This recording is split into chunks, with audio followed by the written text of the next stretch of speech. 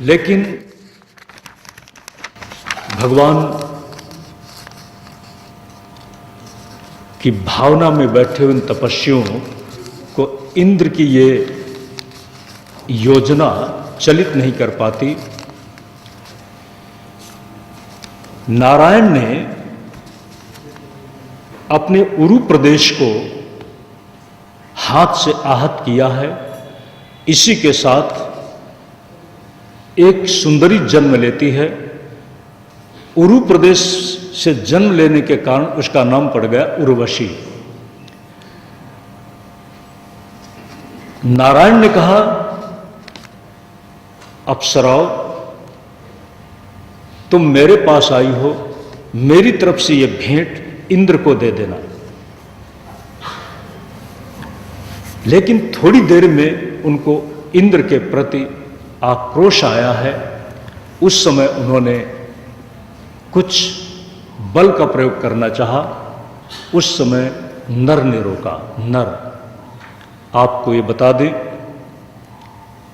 ये नर और नारायण की जोड़ी आगे चल करके भगवान कृष्ण और अर्जुन के रूप में जन्म लेती है। नर ने रोका कि पूर्व काल में क्रोध हमारे जीवन को और क्रोध हमारी तपस्या को, क्रोध हमारी साधना को लांछित बना देता है। साधक जब व्रत और अनुष्ठान में हो तो क्रोध से और वरदान से, आशीर्वाद से, दोनों बातों से बचना चाहिए। पूर्व काल की याद दिलाया। किसी समय नैमिषारण्य में ये दोनों ही तपस्या रत थे और उस समय प्रहलाद जी भ्रमण के लिए निकले हैं।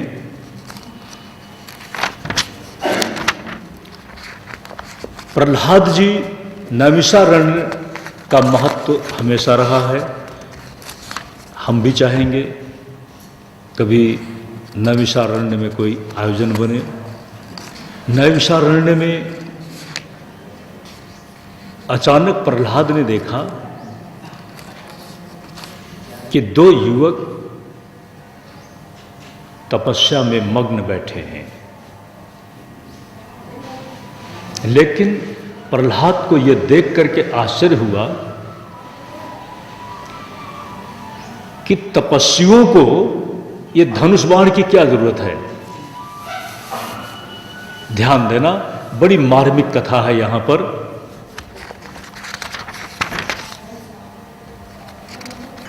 दूसरे की व्यवस्था को देखकर दखल मत करना। प्रहलाद ने प्रश्न उठा दिया कि ये कैसे तपस्वी हैं, इनकी तपस्या का तो ये सबसे बड़ा दोष है। तपस्वियों को किससे भय है कि जो अस्त्र अपने साथ में रख करके बैठे हैं। बड़ा बड़ा प्रहार था। किसी की व्यवस्था पर प्रश्न चिन्ह लगा देना, इसका मतलब है कि उसको आहत कर रहे हो, नाहक लड़ाई लेने जा रहे हो। देखो, नारायण ने कहा, हम लोग तपस्वी हैं। तपस्या हमारी आत्मशक्ति है। तपस्या हमारी आध्यात्मिक ऊर्जा और आध्यात्मिक प्रकाश का साधन है। लेकिन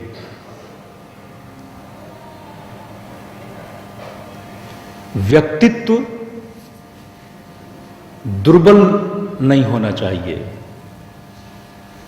हम अपनी सबलता से किसी को प्रताड़ित न करें, किसी का शोषण न करें। लेकिन यदि कोई नीति पर और न्याय पर प्रहार कर रहा हो तो हमारे पास उससे निपटने के लिए साधन जरूर रहना चाहिए।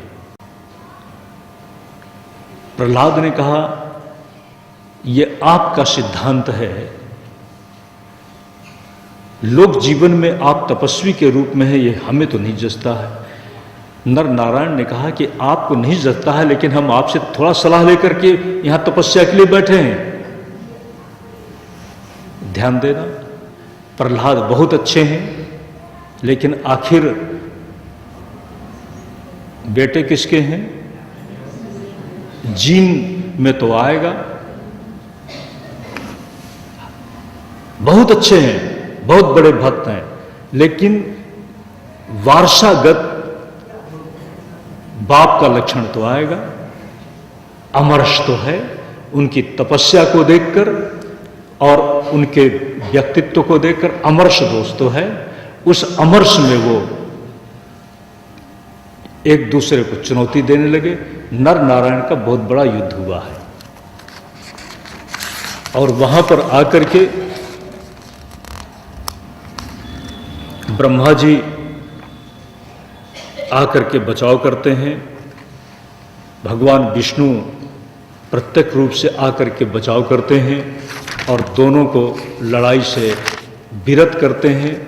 नर ने यह याद दिलाया नारायण को। आप कहेंगे ऐसा क्यों? देखो,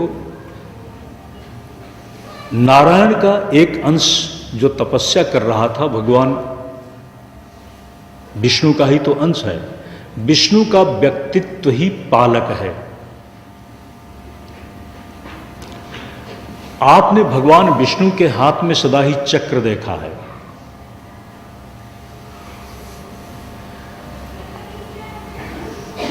लेकिन वह सुदर्शन चक्र चलता कब है?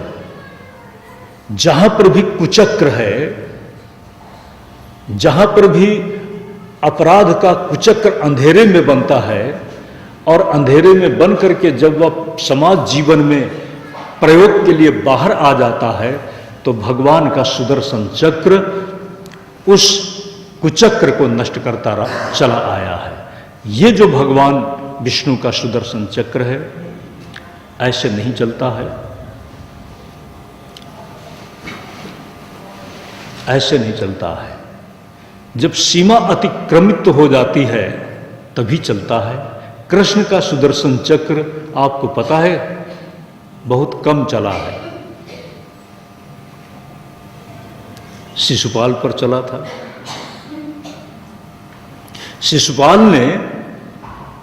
शिशुपाल के पीछे एक शर्त थी। शिशुपाल जब जन्मा था, चेदी नरेश के यहां, भगवान श्री कृष्ण की बुआ का ही लड़का है, फुफेरा भाई है। जब जन्मा था तो उसके 3 आंखें थीं और 4 हाथ थे। भविष्यवाणी हुई कि जिसके देखने से, जिसके पास आने से इसके 2 हाथ गिर जाएं और तीसरी आंख नष्ट हो जाए, खत्म हो जाए, लुप्त हो जाए, उसी से इसकी मृत्यु होगी। शिशुपाल को देखने के लिए दूर दूर से लोग आए हैं। भगवान कृष्ण भी गए हैं। सोचा कि चलो ये तो संबंधों की बात है, रिश्ता निभाने की बात है, हम भी चलें। भगवान कृष्ण बहुत मर्यादा कुशल हैं।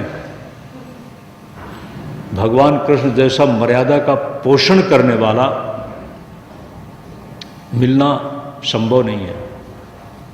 शिशुपाल की माता ने भगवान कृष्ण की गोद में उसको रख दिया, और गोद में जैसे ही रखा उसकी 1 आंख गायब हो गई, 2 हाथ उसके खत्म गायब हो गए। माता छटपटा उठी कि इसकी मृत्यु तो कृष्ण के हाथों में ही सुनिश्चित है। भगवान कृष्ण ने कहा कि देखो, आप चिंता न करें, समझा देना इसको। 100 गालियां तो मैं माफ करूंगा, लेकिन 100 गालियों के बाद फिर इतनी मैं सीमा रेखा निर्धारित करता हूं। वह शिशुपाल जब भगवान कृष्ण की अग्र पूजा का प्रसंग आया और भीष्म पितामह ने उसका समर्थन किया तो भीष्म पितामह को बहुत भला बुरा कहा है और भगवान कृष्ण को चुनौती दी है, ललकारा है। भगवान कृष्ण चुप रहते हैं।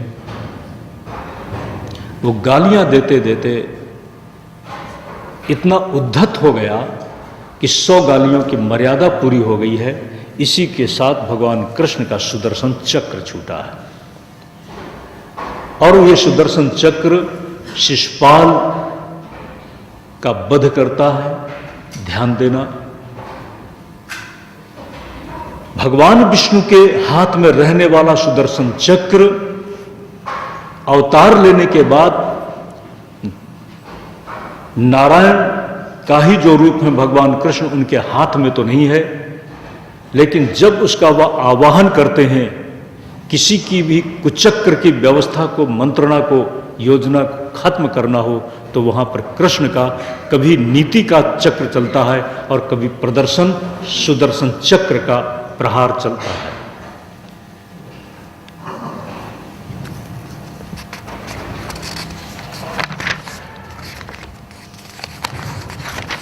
प्रश्न है कि शौनक जी को ये कथा सूत जी सुना रहे हैं और जन्मेजय जी को भगवान वेदव्यास कथा सुना रहे हैं। उन्हीं नर नारायण के द्वारा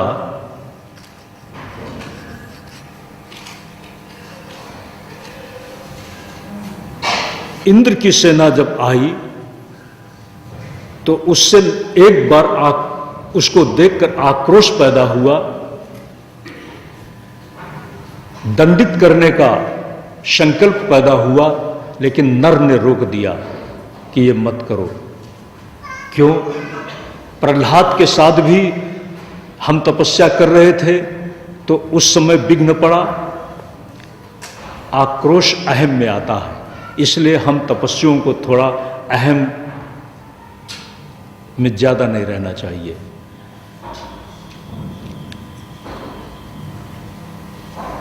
और अहम पता नहीं कहां से कहां ले जाता है।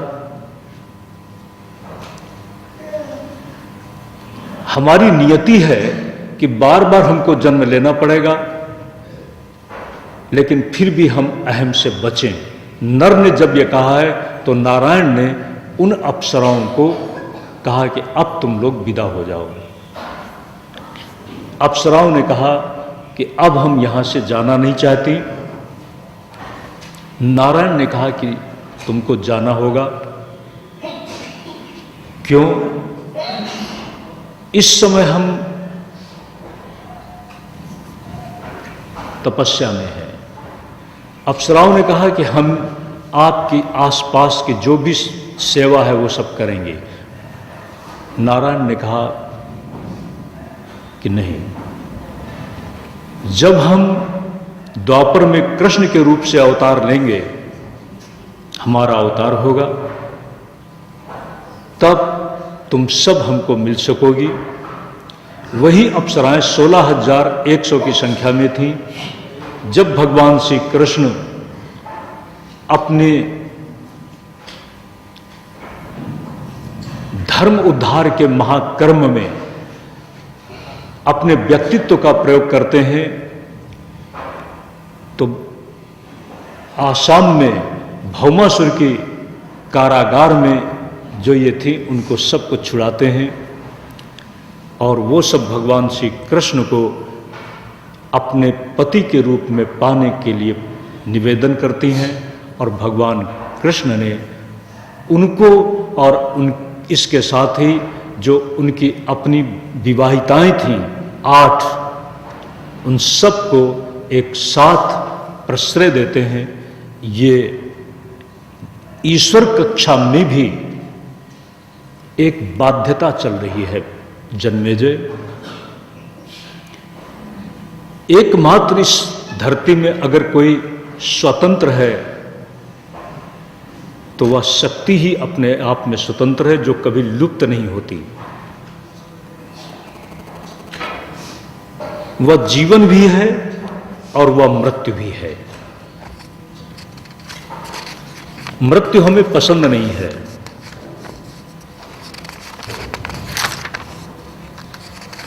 मृत्यु हमें पसंद नहीं है। जिस दिन आपको मृत्यु पसंद हो जाएगी,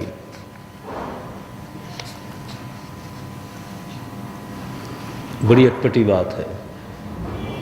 मृत्यु हमें आपको पसंद नहीं है, और जिस दिन मृत्यु हमें आपको स्वीकार हो जाएगी, पसंद हो जाएगी, उसी दिन मृत्यु हमारे लिए जीवनदायिनी बन जाएगी, नया जीवन देने वाली होगी। एक बूढ़े से पूछो जो बहुत बूढ़ा हो गया हो, जिस दिन बूढ़ा कह पड़ता है कि मुझे मरने दो, आप लोगों ने कभी नहीं सोचा है कि बूढ़े को मरने दो, मर जाना चाहिए। बड़ा बुरा लगेगा जब मैं बोल रहा हूं। बूढ़ा दवाई कराते कराते आप लोग परेशान हो जाएं, दवाई के सारे संसाधन भी धीरे धीरे खत्म होने लगे, और आपको लगे कि दवाई में भी सब व्यर्थ हो रहा है, और बूढ़ा बेचारा चिल्लाता है, कराहता है, तो आप लोग क्या सोचते हैं? भगवान इसको अब